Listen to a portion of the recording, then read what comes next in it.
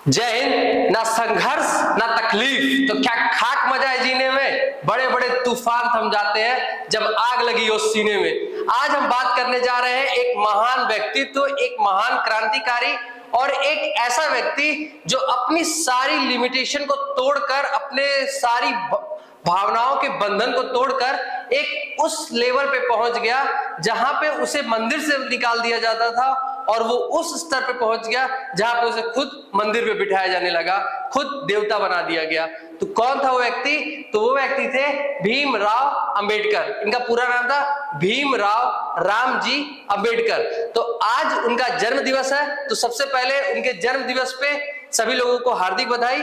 और ये हार्दिक बधाई क्यों दी जा रही है, कैसा संघर्ष था, ये कौन व्यक्ति हैं, इनके बारे में हमको डिटेल से बताते हैं। ये वो व्यक्ति हैं जिनका संघर्ष इतना मजबूत था जो पत्थर के भी सीना को चीर सकता है। कैसा संघर्ष था आपको डिटेल से बताता हूं। तो देखिए, ये एक ऐसे व्यक्ति थे जो कि कहे जाने वाले एक, जैसे कि अब क्या होता है कि भारत में कुछ कास्ट सिस्टम चलता है जिसमें जातियां बटी हुई हैं। जातियां जो कि एक दूसरे को ऊपर नीचे इस हिसाब से बटी हुई हैं, न कि अलग अलग। जैसे दो अलग अलग वस्तुएं एक दूसरे से बिना कंपेरेटिवली अच्छी होती हैं, उसी तरह जातियां भी बिना एक दूसरे से कंपैरिजन में उस हिसाब से बनाई गई थी, लेकिन उसको एक दूसरे से ऊंचा नीचा करके देखा जाने लगा। तो उसी कंपैरेटिवली थोड़ी सी नीची कहे जाने वाली, नीची जातियां नहीं होती, नीची कहे जाने वाली जाति में पैदा हुए कौन थे वो? जिन्हें महार जाति, क्या बोलते हैं? महार जाति। महार जाति से संबंधित रखने वाले भीमराव रामजी अंबेडकर।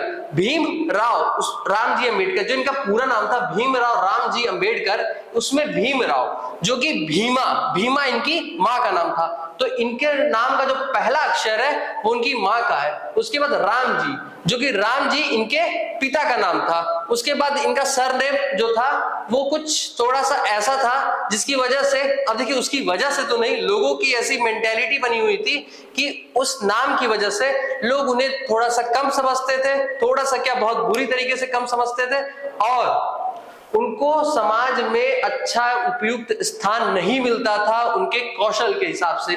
तो उनके गुरुजी ने अपना सरनेम उनको दे दिया अंबेडकर, जो कि एक ब्राह्मण जाति के थे। तो इनका नाम पड़ा भीमराव रामजी अंबेडकर। भीमराव रामजी अंबेडकर। इसी के साथ साथ इन्होंने अपना बचपन एक भयंकर संघर्ष में बिताया। इनको स्कूल में, आप सोचिए कि एक छोटा बच्चा जिसे क्लास में बैठने ना दिया जाता हो और पढ़ने में भयंकर दिलचस्प रुचि रखने वाला बच्चा जिसे क्लास के गेट पे बैठाया जाता हो, और एक बार ऐसा हुआ कि इनके गुरुजी ने इनको बुलाया कि आइए और बोर्ड पे क्वेश्चन सॉल्व करिए। और ये जैसे आते हैं, जैसे आते ही सारे बच्चे जो है अपनी टिफिन लेके भागना शुरू कर दे, कहीं इनकी परछाई से उनकी टिफिन अपवित्र न हो जाए।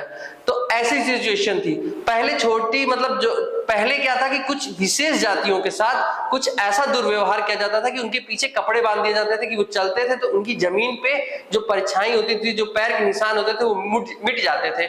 और गर्दन में एक घड़ा लटका दिया जाता था कि अगर उनके मुंह से कभी उनको, जैसे कुछ होता है ना कि कुछ अपशिष्ट सलाइवा निकलती रहती है, तो सलाइवा कभी जमीन पे ना पड़ जाए जिससे जमीन अपवित्र हो जाएगी। और इसी के साथ साथ जो औरतें होती हैं उन्हें घुटने से नीचे तक की साड़ी पहनने की अनुमति नहीं थी, स्कूल जाने की अनुमति नहीं थी। तो ये सारी लड़ाइयां खुद अकेले इन्होंने लड़ी। ये चाहते तो आलीशान जिंदगी जी सकते थे, एक अच्छी खासी एजुकेशन थी, लंदन में पढ़े हुए थे। उसके बाद हाईली सेक्रेटरी, बड़ौदा राज्य के राजा का इनके सर पे हाथ था और साथ में एग्रीमेंट भी था। इतनी अच्छी नौकरी छोड़कर इन्होंने सबके लिए लड़ाई लड़ी, इसलिए आज ये पूजनीय है। जिसे मंदिर में जाने की अनुमति नहीं थी, इसलिए आज वो पूजनीय भी हो गए। तो उन्हीं का जन्म हुआ था। कब हुआ था? 14 अप्रैल 1891। अगर ये 1891 आपको याद नहीं होता तो कोई बात नहीं है, आप नेहरू जी का अगर आपको याद हो तो उससे लिंक कर सकते हैं। नेहरू जी से ये 2 साल छोटे थे। तो नेहरू जी का जन्म कब हुआ था? 1889 में 14 नवंबर को। तो 14 अप्रैल 1891 को हुआ था। इनकी डेथ कब हुई थी? 6 दिसंबर 1956 को डायबिटीज की बीमारी की वजह से। एक मतलब अब डायबिटीज की बीमारी, इस समय की मेडिकल फैसिलिटी आप जान ही रहे हैं, तो उस समय की मेडिकल फैसिलिटी क्या रही होगी? अभी भी 50,000 लोग मलेरिया की बीमारी से मर जाते हैं इंडिया में। तो 6 दिसंबर 1956 को इनकी मृत्यु हो गई और भारत रत्न बंटना शुरू हुए थे 54 में।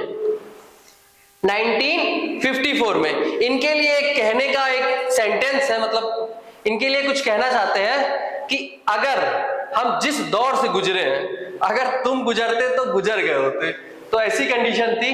1990 में इनको भारत रत्न मिला। ये कोई सम्मान की बात नहीं, 1990 में मिला। इनकी डेथ हुई 1956 में। अगर 1956 में मिला होता तो जो पर्सन इतने दिनों तक इतनी जिंदगी में इतना लोगों के लिए संघर्ष किया है, उसे वो सुख की प्राप्ति होती। लेकिन ठीक है, आखिर गवर्नमेंट दे तो दी, ठीक की।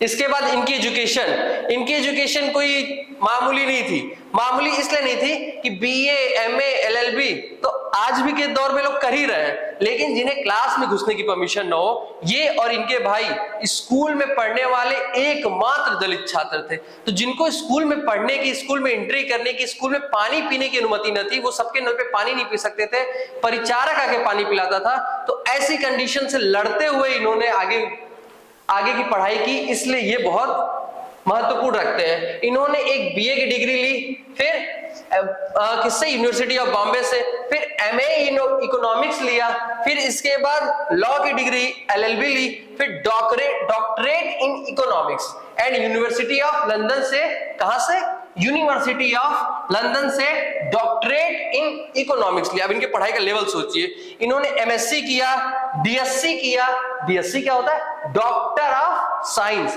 तो डीएससी किया वो भी लंदन से, और इन्होंने ढेर सारी थीसिस लिखी, और इकोनॉमिक्स में इन्होंने डॉक्टरेट की भी उपाधि पाई, साथ में कई पीएचडी ली। टोटल लगभग 32, क्या बात है, 32 जो डिग्रियां हैं इन्होंने प्राप्त की। एक गजब का रिकॉर्ड ही है। आज के जमाने में इसको क्रैक करना मुश्किल है, उस समय तो क्या ही रहा होगा। अब हम उनके संघर्ष के बारे में बात करेंगे। संघर्ष सबके होते हैं, लेकिन जो संघर्ष एक बहुत बुरे तबके से लेकर एक बहुत बुरी कंडीशन से लेकर साथ में एक गरीबी की अवस्था से गुजरते हुए पार करते हैं, वो संघर्ष एक कमाल का होता है।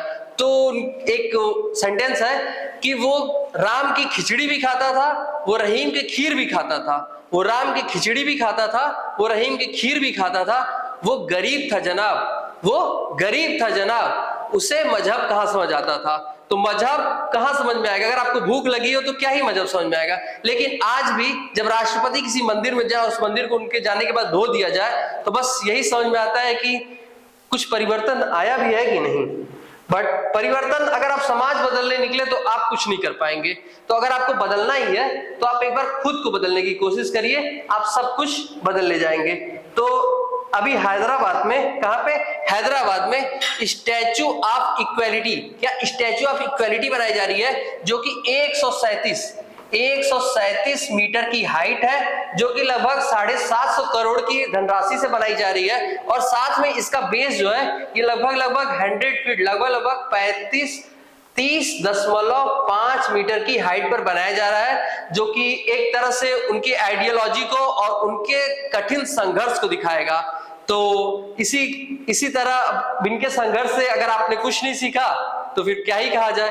अगर आप इनकी सिर्फ पूजा करते हैं तो वो पर्याप्त नहीं है, अगर इनके संघर्ष को जानेंगे तो अंदर से इज्जत निकलेगी।